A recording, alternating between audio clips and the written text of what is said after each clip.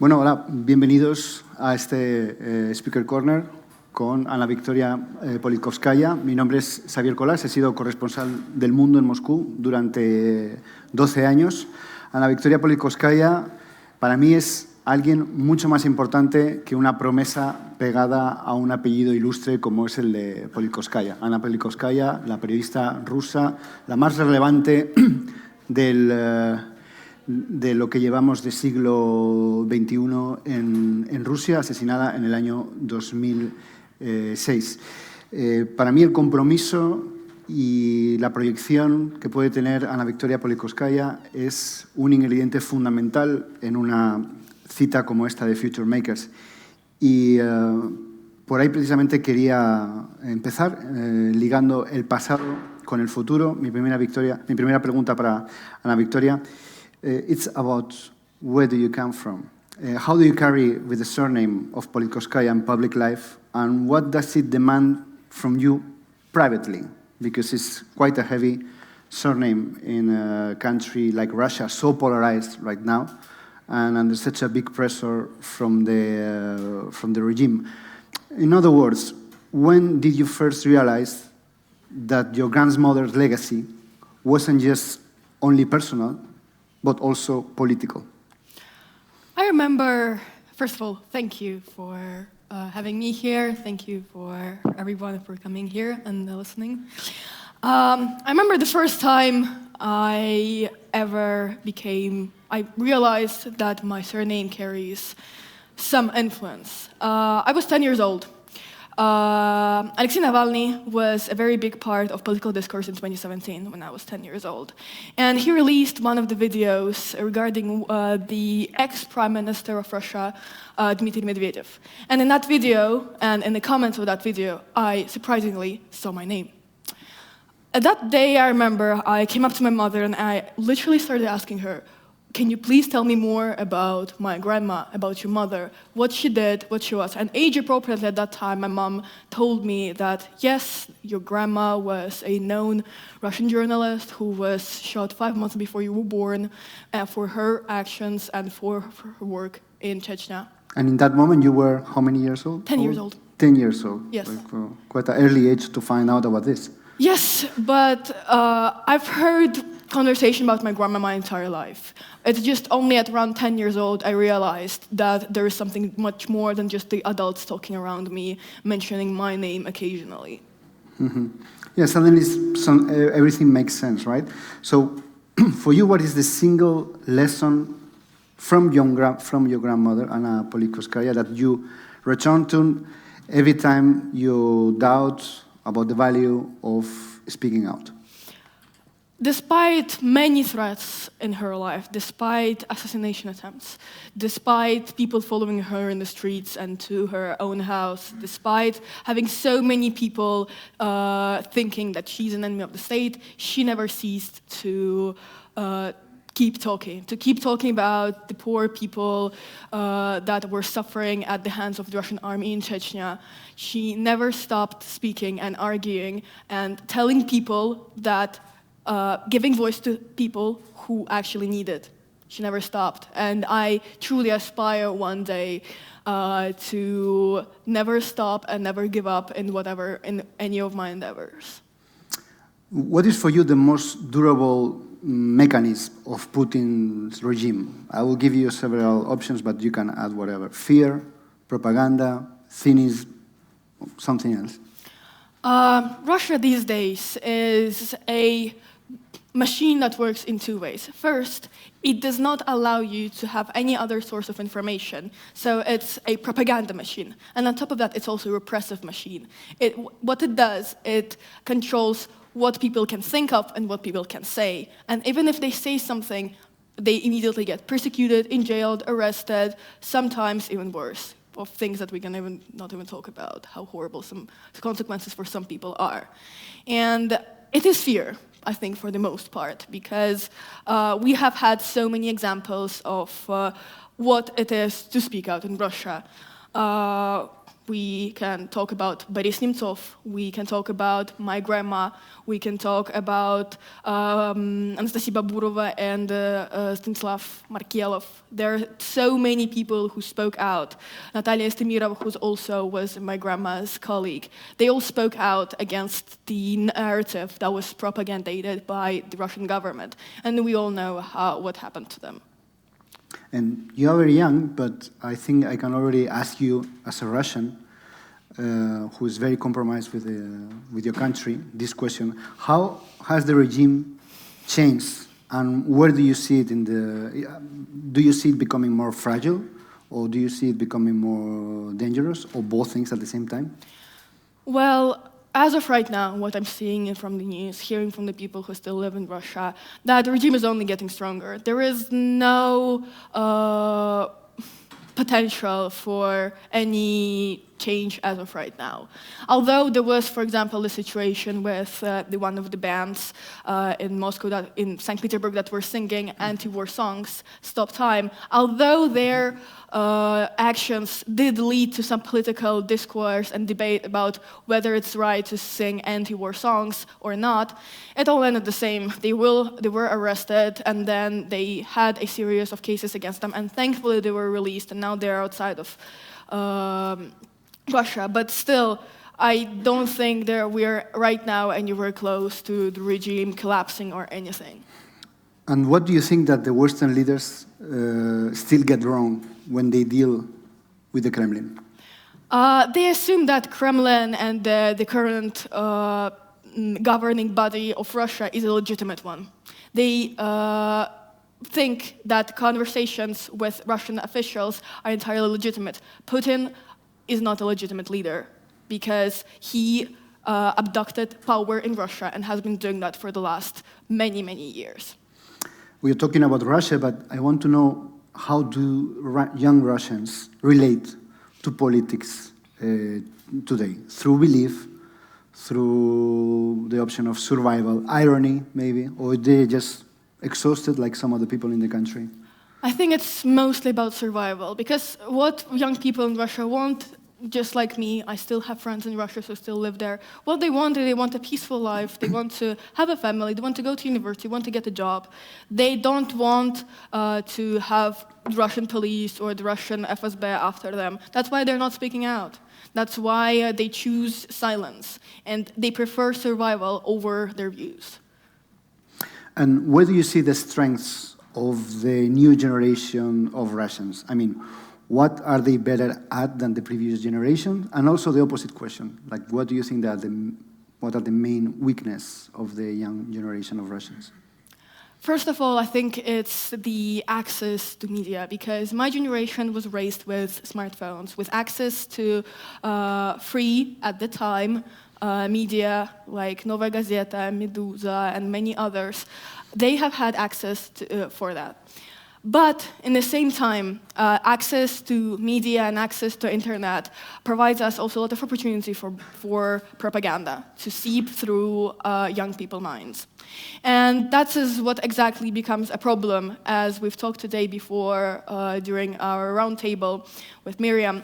There is this problem of polarization and also extremization of people, because as there are more radical movements online, more young people are seeing it, and there's a higher chance that people see more radical movements and therefore become more radical themselves.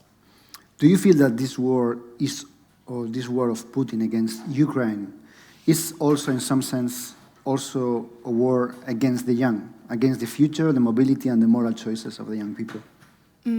I think, of course, it is, because every single day of the war in Ukraine, it's a war not only against the Ukrainian people, it's also a war against the Russian people, their future. Because we have soldiers being sent, soldiers as young as 18, 19 years old, being sent to war instead of going to university, getting a job, making a family. And it definitely harms the young Russia future. Let's come back to this horrible month, February 2022, where you were when the full-scale invasion began, what you were doing this day, and what did that first week do to your sense of identity? Well, I remember one day before the invasion started, on 23rd of February, Vladimir Putin was giving a historical speech. And me and my mother were watching it at that time, and I remember her saying that I think it's going to actually start. So that evening, we already both realized that the war is coming. And indeed, the next morning, I had to go to school, and what my mom did, she woke me up with the words, "Anna, the war has started." And it was, of course, a big shock for me because although my mother was, and I wasn't that political at the time, I was aware of what's going on in Russia, but I wouldn't say that in that much depth as I'm right now. And I remember her waking me up with the words, "Anna, the war has started. Get up, go to school." And well, I got up. I had to go to school because it was just a regular Thursday, I think.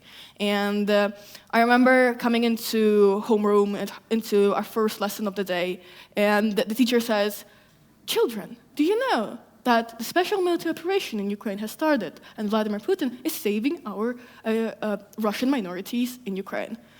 That moment, I realized that there is going to be some problems coming up soon, because I realized that there was no way I could be silent about this, because, of course, I knew that the Russian portrait of Ukrainian people was not exactly true. The things that were being told to me in school were not true.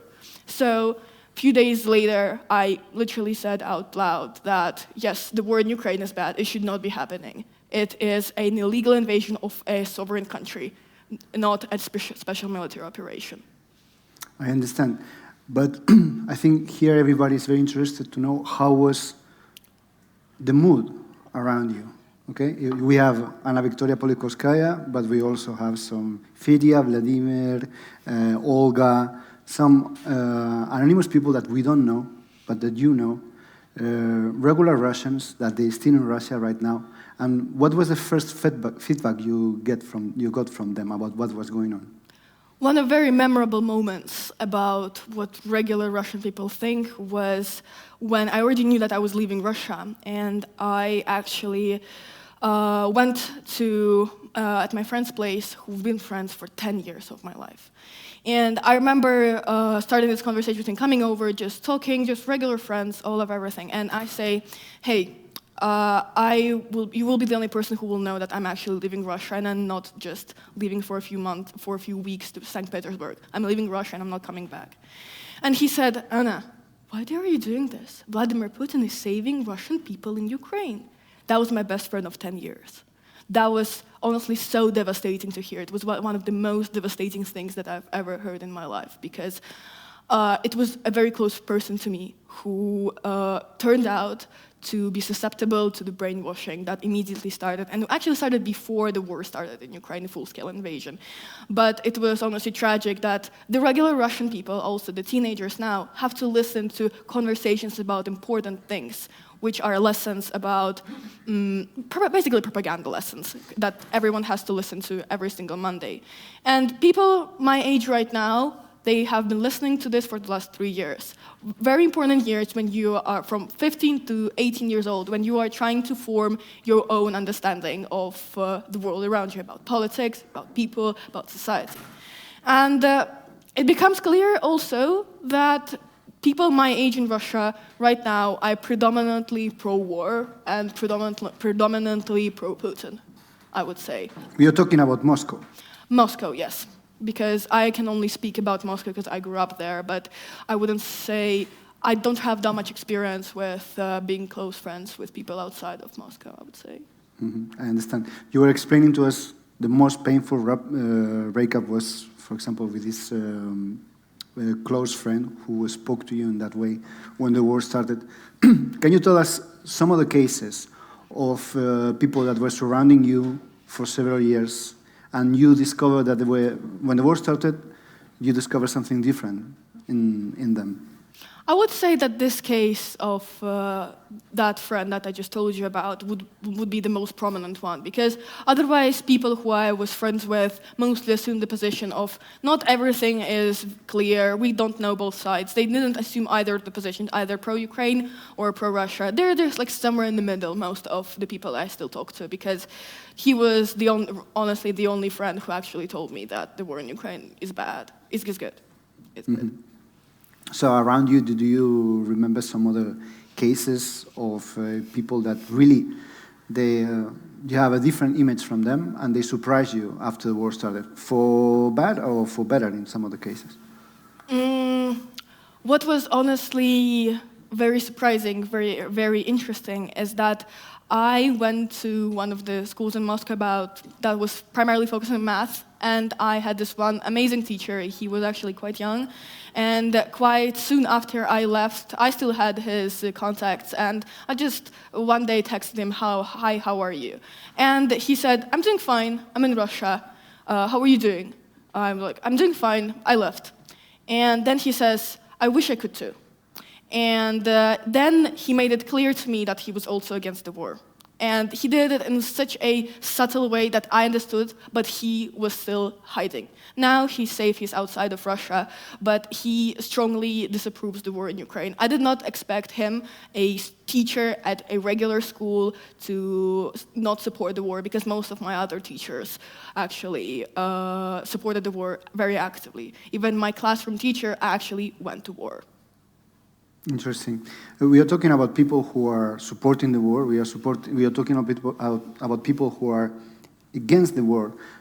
Did you find people in between? People who really, they don't know what to think, or they don't want to have any position, or some people who have an opinion, but for some reason, which is very easy to understand, they're just very afraid to say it, even to you, even in private? Of course, I've met these kind of people, yes, that weren't very sure about their own position. But it happened so as I had some friends who were not very sure about their position. I didn't pressure them into mine, because I don't feel I'm in a position of pressuring other people into my opinions. But otherwise, I would just explain my position and say, you believe what you believe is true, and that would be it for the most part. I wouldn't say I ever tried to convince everyone specifically that, no, okay, the war in Ukraine is bad. People are allowed to have their own opinions, and if their opinion is that they agree with the propaganda, I mean, it is their decision. Now let's talk about being a Russian outside Russia, which is sometimes not a piece of cake, I know, right? So how do you respond to this sentence that we read very often? Russia has no solution, Russians will never change, or even there's not such a thing as a good Russian, it doesn't exist. Well, I think you're talking here about the phenomena of collective guilt. I strongly believe that we cannot blame all Russians for the war, because blaming everyone is blaming no one. It means assigning no responsibility to one particular person who can be later, for example, prosecuted. I think that the sentence, there is no good Russians, I understand where it comes from. It comes from trying to separate one, let's say, those who left and who expressed their opinions and left, versus those who stayed and did not say anything. There is no exact way how to say whether a person is good or bad. It's all it's not black and white. And we cannot just say this one is a good Russian, this one is a bad Russian. Therefore, there should be no division whatsoever. There is just people with their own opinions. We're generalizing people, we're generalizing an entire nation and dividing them by bad or good. It's not fair. I don't think it's fair to do that. Yeah, that was going to be my next question. Like, how do we draw the line of responsibility? Like, you were responsible of what happened in 2022 and later on, and you were not. There's no instructions about how to be a good citizen in Russia. Probably because the government for many years were misleading about what is to be a good citizen. Like, the main message of the government was, just don't get involved in politics, we will take care of this. I think it's a very, very complicated question, is how to actually separate the people based on, are they guilty in the war or not? First of all, I do think it's more of a question for a later court hearings that are going to happen many, many years later after regime eventually collapses. But otherwise, I would right now assign the blame to the Kremlin, to the ministries, and to those people who are directly funding the war in Ukraine. But in general, Has it become harder to be a Russian in Europe since 2022, or you didn't face like real, how to say, difficult situations in your private life about being a Russian in Europe? There are two sides about this. One is that when we left Russia, at first only had just regular visas and regular Russian passports. And we came to Latvia, and Latvia was telling us that we are going to get our permanent residence permits, and that we're going to be able to just continue living in Latvia. A year has passed, and we received no documents. We were just on a regular visa without being able to get a bank account. I was thankfully able to go to school, but we weren't able to properly rent an apartment. We weren't able to do so many things properly just because we were on a regular visa. And that felt a little bit concerning as to where the treatment of Russians is going. But of course, it's Latvia, it's the Baltic states, so they have a very particular relationship with Russians in their country, so I understand that. But in the same time, it was quite hard to manage through, and that's why we later moved to Italy. I'm curious, are you in contact with Ukrainians? How is your relationship with them? How do you keep these conversations with them? In 2022, when I came to school in Latvia, I immediately made friends with a girl from Ukraine. She was from the city of Odessa, and despite our differences, despite the fact that I was from Russia, Moscow, and she was from Odessa, Ukraine, I was getting bombed for a very, very long time. It was truly a blessing to be able to talk with her just like a normal person, because people are able to set the differences aside. They're able to separate the governments from the people. And in the end of the day, for many Ukrainians, which I'm very thankful, when I am able to say that I left Russia, I'm currently in exile, it is more likely that I would be able to find a consensus with some Ukrainians that I meet along the way. Talking beyond Russia, why do you think young people so often choose political extremes, even in democracies? Because I think since extremes are much more prominent in media, they're significantly more represented, we get an opportunity to see it more. And it pops everywhere. We can much more and more able to see that there's something radical. For example, let's say, let's discriminate the LGBTQIA people, let's kick out all of the immigrants. That is much more prominent in the media than anything else. And that's why people are susceptible to radicalization and extremization. I understand. And what can young Europeans and Russians do concretely to resist populism and radicalization and protect the democratic institutions?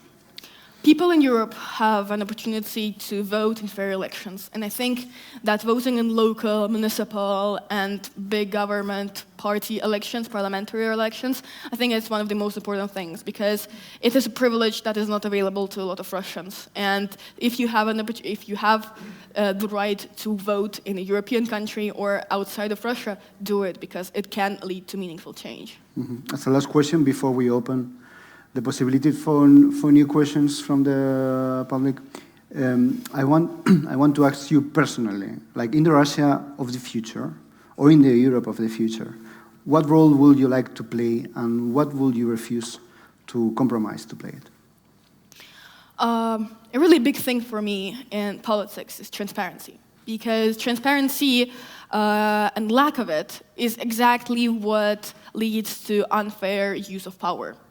And what I want in my future is I want to be clear about what I do, what I stand for, and what I want to do in the future.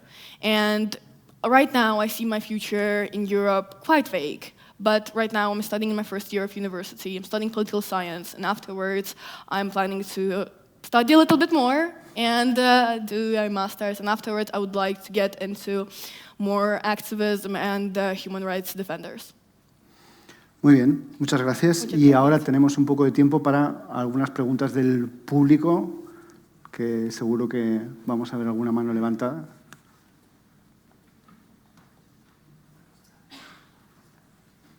No sé, sin gafas así veo a alguien que haya levantado la mano, si no voy a tener que sacar yo las preguntas de reserva.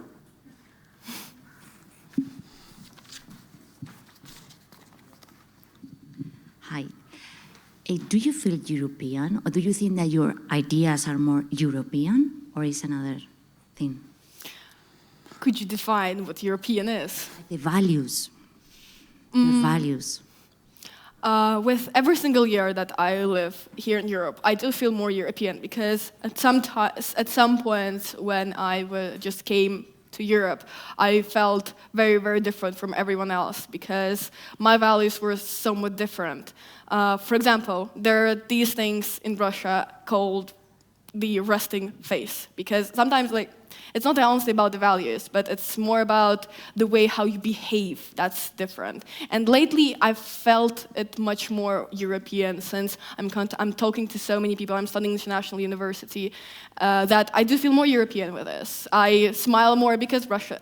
Although it's a stereotype that Russians don't smile, it's actually true to an extent, because I remember myself when I came to Italy for the first time, I was genuinely surprised people were smiling, because I was used to not smiling at all, because in Russia there was this saying that who smiles is not very smart.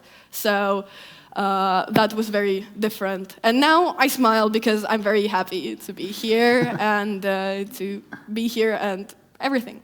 And you're more European. Yes. Venga, más.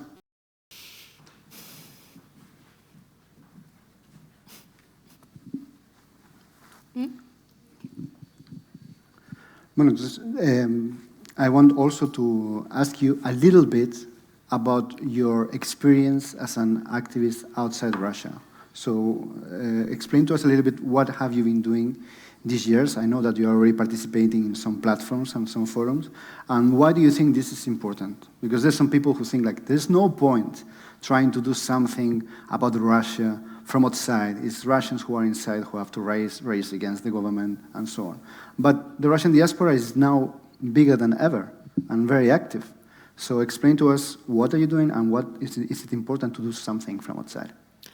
Well, ever since I left Russia and I came to first Latvia, I felt like going to every single protest that was related to Russia and free Russia was incredibly important to me. So I've been attending every single event that there are, in whichever city I'm currently in, speaking out, attending, showing up every time that there is some kind of an event.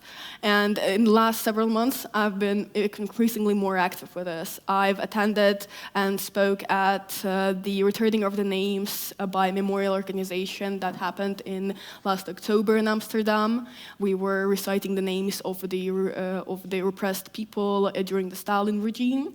And I also been I've been to the Berlin General Assembly Conference by World Liberty Congress, which I'm a member of. And it's an international organization that collects activists and speakers from more than 60 authoritarian countries. And we had an opportunity to talk and to speak more about our own respective authoritarian countries. How can we fight the regimes outside of them? Have you noticed that Russians are different when they are outside the country, even as a society? In this case, a micro-society of Russians in the Baltics, micro-society of Russians in the Netherlands, for example. Do they organize different? Do they react different to the common problems? Not about the personal ones, but let's say politics and so on. I would say that the Russians that are currently outside of Russia are very different from the Russians that live in Russia, because we all share the same experience of leaving everything behind, leaving our friends behind, leaving our livelihoods behind. And we all share that, and we all did that because of our views. And usually those views are more liberal, are more open-minded, and very, very different from what I've been hearing growing up. And each society in every city in Europe, and even outside of Europe, is different. Every Russian diaspora is different. The Latvian diaspora has its own remarks because Latvia has a long history of repression by the Soviet Union onto the Latvian people. So that is a little bit more tense than the others. Whereas the community so Free Russians, for example, in Rome was very, very tiny. It was 15 people at most that were actively attending all of the events. And, but in the Netherlands, I surprisingly found a very, very big and strong community of people who participate in anti-war events and protests. Muy bien, pues si no hay ninguna pregunta más, justo sobre la bocina.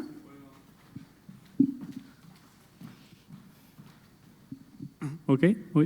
Sí. So with all the things that you just said until now, you think that Russia is a country where you can like pursue happiness nowadays, or just like a country where you will have like to wait 5 years, 10 years after like Putin comes down and actually leave space for people to be happy? Well, right now, I could not see myself happy in Russia because there would be no way for me to speak what I think. Yeah, the average person, like the average Russian? The average Russian depends whether you're talking about a person from Moscow and St. Petersburg or you're talking a person from the regions of Russia, of, I don't know, Yakutia or anything, because the quality of life in Moscow and St. Petersburg are vastly different from those in the regions. And although life can be very, very comfortable in Moscow, people in very far regions from Moscow still have to go to the toilet outside. And they can be happy in those conditions, but it's of course very different from what we consider Europeans happy. That would be it. ¿Estamos? Muy bien, pues muchas gracias a todos. Gracias también a Anna-Victoria, que habla español, pero es muy modesta. La próxima vez yo creo que hablaremos en español. ¿Bien? Pues no sé. Seguramente sí. No sé. Parece que no. Mejor en inglés. Pues la tercera. La tercera, sí, la tercera vez. Gracias a todos y nada. Sí, gracias. Encantado. Gracias.